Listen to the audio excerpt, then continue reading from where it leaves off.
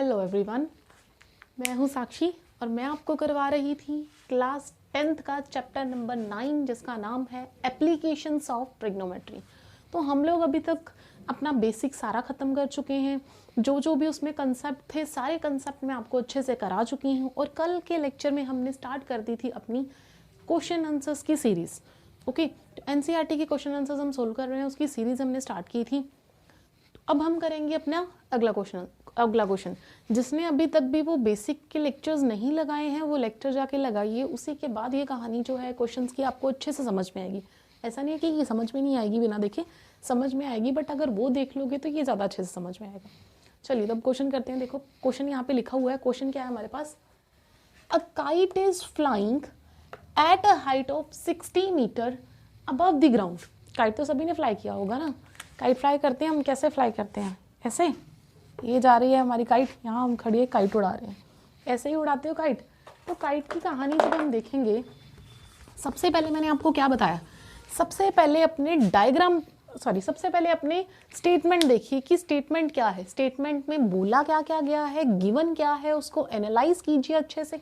जब वो एनालाइज हो जाए देन उसके बाद अपने डायग्राम पे आइए, डायग्राम को बनाने की कोशिश कीजिए। फिर देखिए डायग्राम में दिया गया है, ओके, फिर उसको सोल्व करने की कोशिश करते हैं। सबसे पहले हम अपनी स्टेटमेंट पे आते हैं। स्टेटमेंट क्या है? A kite is flying at a height of 60 metre above the ground. देखो काइट फ्लाई हो रही है, ग्राउंड लेवल तो आपको बता दिया गया कि यहाँ पे क्या है, ग्राउंड लेवल है। ग्राउंड से वो 60 मीटर अबव है, काइट फ्लाई हो रही है, ग्राउंड से 60 मीटर अबव है। 60 मीटर अबव है तो इसका डिस्टेंस ये भी हो सकता है 60 मीटर, ये भी हो सकता है 60 मीटर, ये भी 60 मीटर हो सकता है, ये भी 60 मीटर हो सकता है, कुछ भी हो सकता है ना। आपको कुछ स्पेसिफाई नहीं किया गया कि वो जो ग्राउंड से डिस्टेंस लेना है वो कैसे लेना है, बिल्कुल सीधा लेना है या इंक्लाइन करके लेना है या कैसे लेना है, कुछ भी स्पेसिफाई नहीं। तो यहाँ से हम कैसे पता लगाएंगे कि हमने यहाँ से कौन सा डिस्टेंस कंसीडर करना है? ये डिस्टेंस कंसीडर करेंगे, ये डिस्टेंस कंसीडर करेंगे, ये लेंगे, ये या ये, इनमें से कौन सा डिस्टेंस लेंगे? कोई भी ले सकते हैं ना, चाहे तो हम ये ले सकते हैं OA, ये डिस्टेंस ले लिया हमने, ये डिस्टेंस ले लिया, ये डिस्टेंस ले लिया। पर याद कीजिए मैंने आपको ये पहले भी कराया हुआ है, जब भी कोई ऐसा कंसेप्ट आ जाए तो हमें हमेशा डिस्टेंस जो है वो परपेंडिकुलर लेना होता है।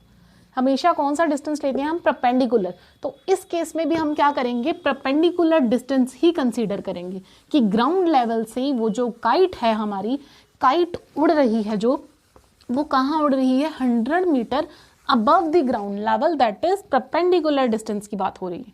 ओके, तो ये है आपकी काइट। देखो यहाँ पे आपको काइट के बारे में कुछ नहीं बताया गया कि जो काइट है हमारी वो कितना उसकी डायमेंशंस के बारे में कोई बात नहीं कही गई, उसकी लेंथ क्या है, ब्रेथ क्या है, कुछ नहीं बताया गया। दैट मीन्स जो आपकी काइट है यहाँ पे हम उसको एक पॉइंट ऑब्जेक्ट कंसीडर करेंगे। क्या करेंगे उसको कंसीडर? यहाँ एक पॉइंट ऑब्जेक्ट। ये कल भी मैंने आपको बताया था कि अगर किसी चीज में हमें किसी की डायमेंशंस नहीं गिवन, उसके बारे में कोई बात नहीं करी गई, तो हम उसको क्या लेते हैं? इस केस में हम पॉइंट ऑब्जेक्ट कंसीडर करते हैं। कल हमने बात करी थी कि एक लैंप पोस्ट है और नीचे क्या है, यहाँ पर कोई खड़ा उसको देख रहा है। फॉर एग्जाम्पल यहाँ कोई इंसान ही खड़ा है, वो उसको देख रहा है। तो इसकी डायमेंशंस के बारे में कुछ बात नहीं करी गई थी, ना इसकी लेंथ बताई गई है, हाइट बताई गई है, कुछ नहीं बताया। तो इस केस में हमने इसको क्या कंसीडर किया था? एक पॉइंट ऑब्जेक्ट कंसीडर किया था। ऐसे ही अब यहाँ पर जो काइट है, काइट की डायमेंशंस की कोई बात नहीं हुई है, काइट की डायमेंशंस की कोई बात नहीं हुई है, तो हम क्या करेंगे? उस केस में हम काइट को एक पॉइंट ऑब्जेक्ट कंसीडर करेंगे। क्लियर है? तो काइट यहाँ पे क्या है? एक पॉइंट ऑब्जेक्ट। नाउ अब आगे आते हैं। हाइट क्या है काइट की जो फ्लाई हो रही है? 60 मीटर अबव ग्राउंड से वो कितनी है? दैट मीन्स यहाँ से लेकर ग्राउंड तक का उसका जो डिस्टेंस होगा वो 60 मीटर का होगा। आगे, the string attached to the kite is temporarily tied to the point on the ground. क्या बोला है इस लाइन में? ध्यान से पढ़िएगा कि जो स्ट्रिंग है, string attach to the kite, कि काइट के साथ जो आपकी स्ट्रिंग अटैच है, okay, string attach to the kite is temporarily tied to the point on ground, कि ग्राउंड के ऊपर आपका कोई पॉइंट है उसके साथ उसको टेम्परली अटैच किया गया है। ओके, अब ग्राउंड के ऊपर जो पॉइंट है, ग्राउंड के ऊपर पॉइंट कहीं भी ले सकते हो, कहाँ हो सकता है वो पॉइंट?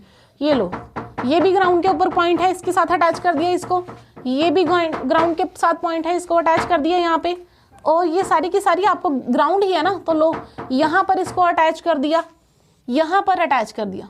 कुछ कंफर्मेशन नहीं है कि उसको कैसे अटैच करना है, तो यहाँ से हम कोई भी पॉइंट कंसीडर कर सकते हैं, ऐसा नहीं है। देखो आगे पढ़ो इसको, the inclination of the string with the ground is 60 degree. आपको बताया गया है कि ये जो आप स्ट्रिंग की बात कर रहे हैं वो क्या है, स्ट्रिंग का इंक्लाइनेशन बताया गया है, एंगल ऑफ इंक्लाइनेशन। कल ही मैंने आपको बताया, अच्छा शायद ये चीज नहीं बताई होगी, कि जो एंगल ऑफ इंक्लाइनेशन है उसी को एंगल ऑफ एलिवेशन बोलते हैं। Angle of inclination and angle of elevation is the same thing. Okay, तो एंगल ऑफ इंक्लाइनेशन बोलो या एंगल ऑफ एलिवेशन बोलो, दोनों का मतलब सेम है। कल मैंने आपको बड़े अच्छे से बताया था कि एंगल ऑफ एलिवेशन क्या होता है। तो एंगल ऑफ एलिवेशन क्या है, हॉरिजॉन्टल लाइन और जो लाइन ऑफ साइट है उनके बीच का जो एंगल है that is angle of inclination. यहाँ पे वो एंगल इंक्लाइनेशन का कितना दिया है, 60 डिग्री। दैट मीन्स वो ऐसे एंगल बनेगा। ओके, आप कहीं पर भी ले सकते हो, इस साइड भी ले सकते हो उसको, इस साइड भी ले सकते हो, कोई इश्यू नहीं है, दोनों में से किसी भी साइड। मैं इसको इस साइड पे कंसीडर कर रही हूँ, ये लीजिए। तो ये मेरी क्या है, एक स्ट्रिंग जो कहाँ अटैच है, एक एंड उसका काइट के साथ अटैच है और जो उसका दूसरा एंड है वो ग्राउंड के साथ अटैच। यही बोला गया है कि टेम्परेली उसको ग्राउंड के साथ अटैच किया। अब कोई फ्लाई कर रहा था काइट, उसने क्या किया, उसको टेम्परेली ग्राउंड के साथ अटैच कर दिया। ओके, तो ये यहाँ पर है, क्लियर है। यहाँ पर तुम लोग हो सकते हो यहाँ पे बैठ के उसको देख रहे हो, तो तुम लोग भी क्या हो, यहाँ पे पॉइंट ऑब्जेक्ट हो और यहाँ पे क्या देख रहे हो, उसको देख रहे हो। तो ये क्या हो गई तुम्हारी लाइन ऑफ साइट। तो angle between the line of site and the horizontal level is called the angle of inclination और एंगल ऑफ एलिवेशन। क्या बोलते हैं इसको, angle of elevation, angle of elevation. Okay, तो एंगल ऑफ एलिवेशन आपको clear होना चाहिए। यहाँ पे एंगल ऑफ एलिवेशन कितना दिया गया है, 60 डिग्री। क्लियर है। देखो यहाँ पर एंगल ऑफ इंक्लाइनेशन गिवन है 60 डिग्री। एंगल ऑफ इंक्लाइनेशन के बिल्कुल सामने जो बनता है वो क्या होता है, हमारा परपेंडिकुलर। तो परपेंडिकुलर डिस्टेंस हमें गिवन है। ओके, हॉरिजॉन्टल लेवल गिवन नहीं है, कुछ भी इसको नाम दे दो, P Q R। Okay, clear है। इतना आपको डाटा अभी तक जो स्टेटमेंट थी, स्टेटमेंट से मिला है। Now find the height of the string. हमें क्या फाइंड करना है कि ये जो स्ट्रिंग है हमारी P R, इस स्ट्रिंग की हमें हाइट फाइंड करनी है। That means we have to find the distance between the PR, the length of PR। ये चीज हमें फाइंड करनी है कि PR की वैल्यू कितनी है, लेंथ कितनी है PR की। ओके, नाउ आगे देखो क्या लिखा है, assuming that there is no slack in the string. Now what is the meaning of slack? Slack क्या होता है कि काइट के अंदर स्ट्रिंग के अंदर कोई भी स्लैक नहीं होना चाहिए। देखो इस चीज को क्लियर करते हैं। यहाँ पे ये जो आपका कंसेप्ट है ये आगे हायर क्लासेस में भी यूज होता है कंसेप्ट, तो मैं आपको स्लैक का कंसेप्ट यहाँ पे समझा देती हूँ। देखो स्लैक का मतलब क्या होता है, कोई भी ऑब्जेक्ट है, कोई भी, जैसे कोई वायर शेप ले लो, कुछ भी है, तो वो हमेशा, काइट की हम बात कर रहे हैं तो काइट की बात करते हैं। जब तुम काइट फ्लाई करते हो, देखा होगा सभी ने काइट फ्लाई करते हुए या खुद भी फ्लाई किया होगा, ठीक है। तो कैसे काइट फ्लाई करते हो, उसकी स्ट्रिंग कैसे होती है, ऐसे होती है, ऐसे बिल्कुल नहीं होती स्ट्रिंग उसकी स्ट्रिंग हमेशा ऐसे होती है। ओके, वो एक कर्व सा बनाती है। तो वो जो कर्व बनता है ऐसे ऐसे होता है ना, जैसे तुम यहाँ पे उड़ा रहे हो, अगर देखो यहाँ है तुम्हारी काइट, ओके, यहाँ पे काइट है तुम्हारी, यहाँ पे तुम उसको फ्लाई कर रहे हो, तो वो जो तुम्हारी स्ट्रिंग होगी ना वो ऐसे होगी। वो जो स्ट्रिंग, या तुम बोलते हो कि जिसके साथ क्या बोलते हो उसको, डोर वगैरह, हाँ ऐसे कुछ होगा नाम, तो वो डोर या मांझा कुछ भी कह लो, ये चीज हो सकती है। तो यहाँ पर ये जो स्ट्रिंग है ना, ये ऐसे बनती है तुम्हारी स्ट्रिंग। तो ये जो कर्व बन रही है स्ट्रिंग की, इसको बोलते हैं हम स्लैक। ओके, तो ये जो कर्व बनी है इसको हम बोल रहे हैं स्लैक। ये चीज होती है स्लैक। कोई भी पोल वगैरह देखा होगा तुम लोगों ने, कुछ भी लगाया होता, जैसे ये 2 पोल है, 2 पोल को अटैच किया किसी वायर के साथ, तो ये जो वायर है ना, ये कभी भी ऐसे नहीं होती, ये वायर ऐसे होती है हमेशा। ओके, तो इस चीज को हम क्या बोलते हैं, स्लैक बोलते हैं। ये क्या है, स्लैक। क्लियर है। ये जो कर्व बनता है, इस कर्व को हम बोलते हैं, ये स्लैक है उस स्ट्रिंग में। ओके, तो अब तुम्हें क्वेश्चन में क्या बोला गया है, क्वेश्चन में बोला गया है एज्यूमिंग दैट, कि एज्यूम करो, ये मान के चलो कि that there is no slack in the string, कि स्ट्रिंग के अंदर कोई भी स्लैक नहीं है। दैट इज स्ट्रिंग ऐसे नहीं, स्ट्रिंग ऐसे है। ओके, तो ये स्ट्रिंग विदाउट स्लैक ऐसे, ओके, तो ये जो आपकी स्ट्रिंग है P से लेकर R तक, ये ऐसे बनेगी। ओके, ऐसे भी हम सम सोल्व कर सकते हैं, ऐसा नहीं है कि ऐसे सम सोल्व नहीं होगा, बट ऐसे क्या है तुम लोगों को थोड़ी ज़्यादा दिक्कत होगी सम सोल्व करने में, तो इसलिए उसने क्या बोल दिया है आपको स्टेटमेंट में पहले ही क्लियर कर दिया कि यहाँ पे कोई स्लैक नहीं है, ऐसे नहीं है, ये स्ट्रिंग ऐसे है। क्लियर है? स्टेटमेंट सबको क्लियर है?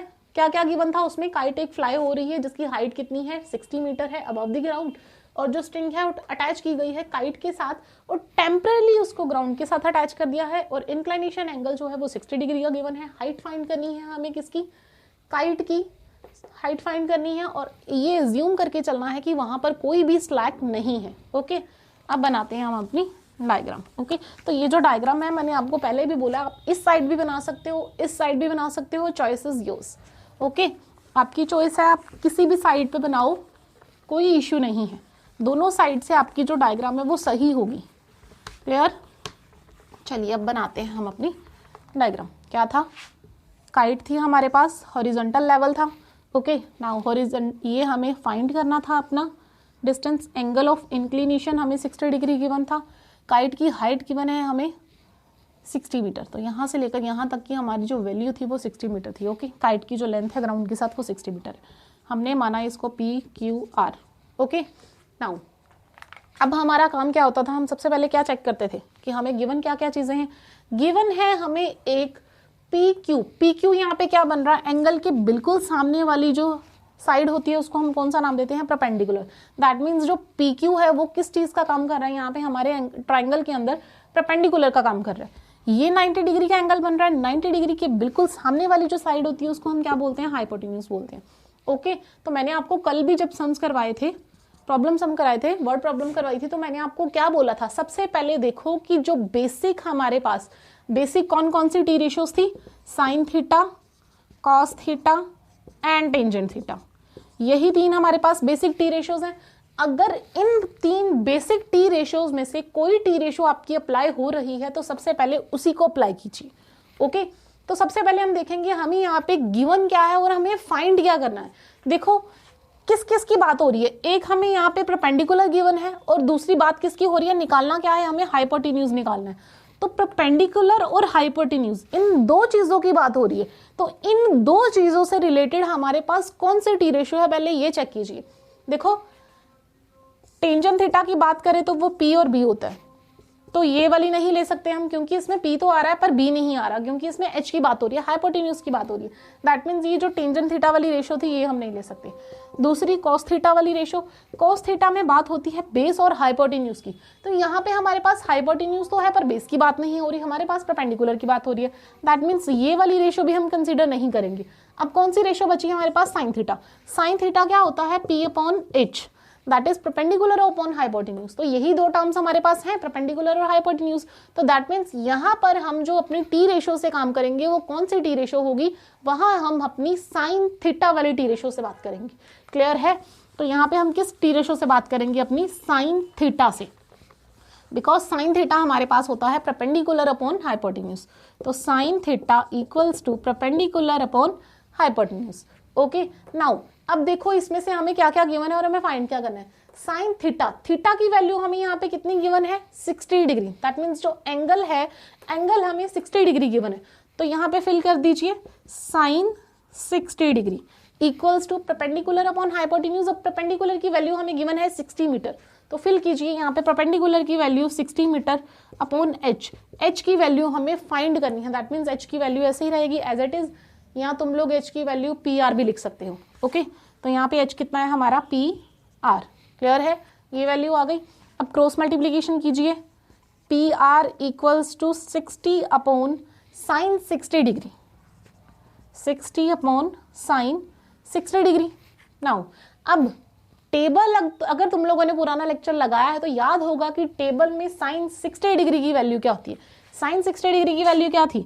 Sign 60 degree which is equal to √3/2। Okay, तो साइन 60 की वैल्यू हमारे पास क्या होती है? √3/2। तो ये वैल्यू हम अपनी यहाँ पे फिल करेंगे साइन 60 की जगह, तो क्या आ जाएगा हमारे पास? 60 अपॉन √3/2। तो ये √3/2 जब इसके साथ मल्टीप्लाई होगा तो वो क्या बन जाएगा? 60 इंटू 2/√3, यही वैल्यू आई है हमारे पास, 60 × 2/√3। तो वैल्यू कितनी आ गई, 60 × 2 विच इज इक्वल टू 120/√3। यही आंसर है हमारा? नहीं, ये आंसर नहीं है। कल भी मैंने आपको बताया कि डिनोमिनेटर में अगर हमारे पास ये नंबर जो है रूट में आ रहा है तो ये नंबर हम यहाँ पर नहीं छोड़ सकते, इसको रेशनलाइज करना ही पड़ेगा। जब तक इसको रेशनलाइज नहीं करोगे आपका आंसर नहीं आएगा। तो 120/√3 है। रेशनलाइजेशन कैसे करते हैं, जो डिनोमिनेटर में टर्म है उसको ऊपर और नीचे, न्यूमिनेटर और डिनोमिनेटर दोनों के साथ मल्टीप्लाई कराइए। तो यहाँ पे आ जाएगा √3 और यहाँ पर भी हो जाएगा मल्टीप्लाई √3। तो 120 × √3 विच इज इक्वल टू √3 × 120 और 120/√3। ओके, तो ये कितना आ गया, 120, वहाँ लिख देती हूँ ऊपर, 120√3। और नीचे देखो √3 × √3। मैंने आपको ये बड़ी बार करवाया है, कल की क्लास में भी करवाया था कि √3 वो क्या बन जाता है, √3 का स्क्वायर। और √3 और स्क्वायर दोनों में आपस में कैंसिल कैसे होते हैं, ये भी आपको चीज़ कराई है कि 3 रूट का मतलब होता है 1/2, दैट मीन्स उसकी पावर जो है वो 1/2 है। तो यहाँ पर ऑलरेडी 2 था, 2 × क्या हो जाएगा 1/2। तो कैंसल आउट, 3 की पावर कितनी रह जाएगी 1, दैट मीन्स 3 की वैल्यू यहाँ पे क्या आ जाएगी 3। यहाँ पे कितना आ गया 3। ओके, 120√3/3। तो 3 से इसकी कटिंग हो जाएगी, 3 4 = 12। तो कितना आंसर आ गया तुम्हारे पास, 40√3। तो 40√3 जो आया है ये किसकी हाइट आई है, 40√3 आई है हमारे पास स्ट्रिंग की हाइट। ओके, यही फाइंड करना था ना हमें, find the height of string. तो स्ट्रिंग की हाइट दैट मीन्स हमारे पास ये जो PR की वैल्यू आई है, ये कितनी वैल्यू आई है, 40√3 मीटर। ओके, 40√3 मीटर जो आई है हमारे पास स्ट्रिंग की हाइट आई है। क्लियर है, सम नोट कर लीजिए फटाफट।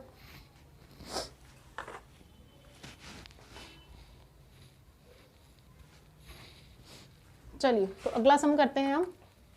एक और वर्ड प्रॉब्लम देख लेते हैं इसके साथ।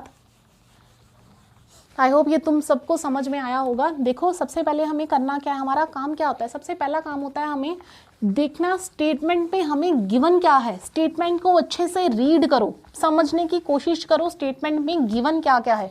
अगर तुम्हें ये समझ में आ गया कि स्टेटमेंट में गिवन क्या है तो आधी प्रॉब्लम वहीं पे सॉल्व हो जाती है हमारी। बस सभी कुछ स्टेटमेंट में गिवन होता है, स्टेटमेंट को ध्यान से पढ़ने की जरूरत है, बस उसको अच्छे से पढ़ा करो, सारी की सारी आपको चीजें क्लियर हो जाएंगी। ओके, नाउ अब हम देखते हैं अपना अगला सम, अगली वर्ड प्रॉब्लम देखते हैं और उसको सोल्व करने की कोशिश करते हैं। देखो, जब भी मैं कोई क्वेश्चन लिखती हूँ ना तो उसको पहले पोज करके खुद सोल्व करने की कोशिश किया करो। अगर नहीं सोल्व हुआ तो सोल्यूशन देखो। Okay, the string of a kite, अगला क्वेश्चन है हमारे पास, the string of a kite,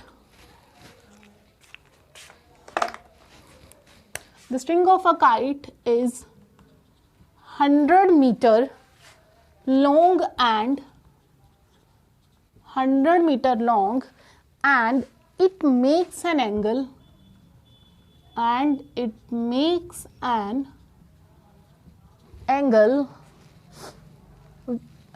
an angle of 60 degree with the horizontal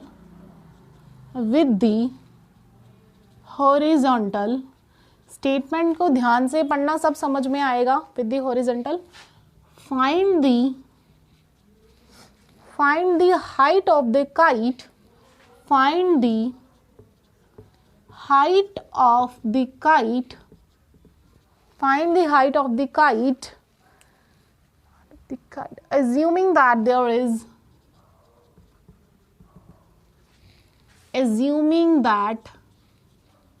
there is no slack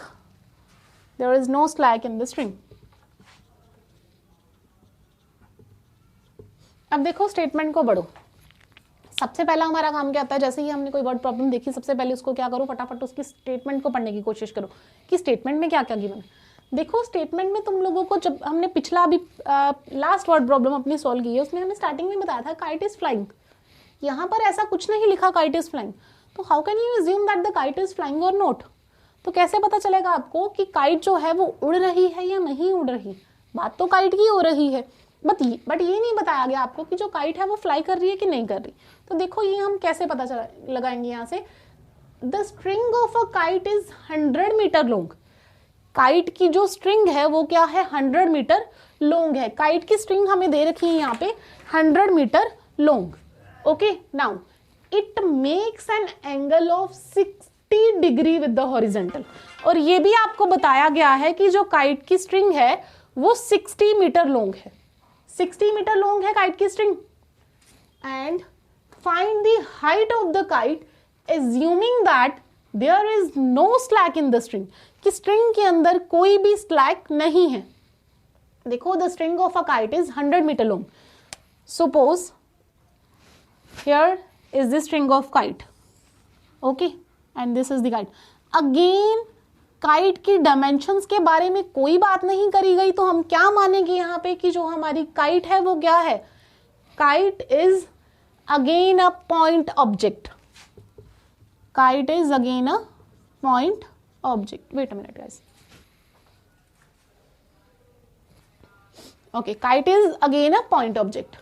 Clear?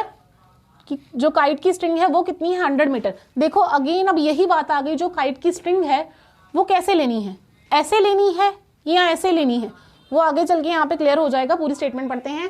Horizontal के साथ ये जो काइट की स्ट्रिंग है वो 60 डिग्री का एंगल बना रही है। हॉरिजॉन्टल के साथ एंगल बना रही है, दैट मीन्स ग्राउंड लेवल की बात हो रही है। ग्राउंड लेवल और ये काइट की स्ट्रिंग, तो ये कौन सा एंगल है, एंगल ऑफ एलिवेशन। तो एंगल ऑफ एलिवेशन यहाँ पे जो बन रहा है वो 60 डिग्री का है। देखिए angle of 60 degree with the horizontal, तो हॉरिजॉन्टल के साथ जो एंगल बन रहा है स्ट्रिंग का वो 60 डिग्री है। तो हॉरिजॉन्टल के साथ हमारा कौन सा एंगल बनता है, एंगल ऑफ एलिवेशन। तो यहाँ पे एंगल ऑफ एलिवेशन की बात हो रही है, that is angle of elevation हमारे पास 60 डिग्री गिवन है। Now find the height of the kite assuming that there is no slack in the string. हमें फाइंड क्या करना है, काइट की हाइट फाइंड करनी है। तो देखो काइट की हाइट हम कहाँ से फाइंड करेंगे, ग्राउंड से ही फाइंड करेंगे। तो काइट की हाइट हमें फाइंड करनी है ग्राउंड लेवल से। ओके, तो ग्राउंड लेवल से हमें हाइट फाइंड करनी है, दैट मीन्स ये जो वैल्यू है ना, ये वैल्यू हमें निकालनी है अपनी। क्लियर है, ये वैल्यू हमें निकालनी है। और सॉरी, हमें काइट की जो स्ट्रिंग है ना उसकी हाइट हमें 100 मीटर गिवन थी। Now assuming that there is no slack in the string, again वही वर्ड यहाँ पे यूज किया गया है, जो हमारी स्ट्रिंग है उसके अंदर कोई स्लैक नहीं है, दैट मीन्स स्ट्रिंग ऐसी नहीं है, स्ट्रिंग हमने ऐसी एज्यूम करनी है। Okay, there is a huge difference between this line and this line. This is a curve and this is a straight line. Okay, now we are considering a triangle, so we take straight line. Clear है? देखो यहाँ पे कोई slack की बात नहीं की, that means ये जो स्ट्रिंग और ये जो ग्राउंड लेवल का डिस्टेंस है ये हमें बिल्कुल सीधा लेना है, स्लैक की बात नहीं है, दैट मीन्स ऐसे एज्यूम नहीं करना है इसको। क्लियर? तो ये हमारा क्या बन गया, ट्राइंगल बन गया। हमें ये चीज़ फाइंड करनी है, अपनी हाइट फाइंड करनी है काइट की ग्राउंड लेवल से। ओके, ये चीज़ फाइंड करनी है हमें।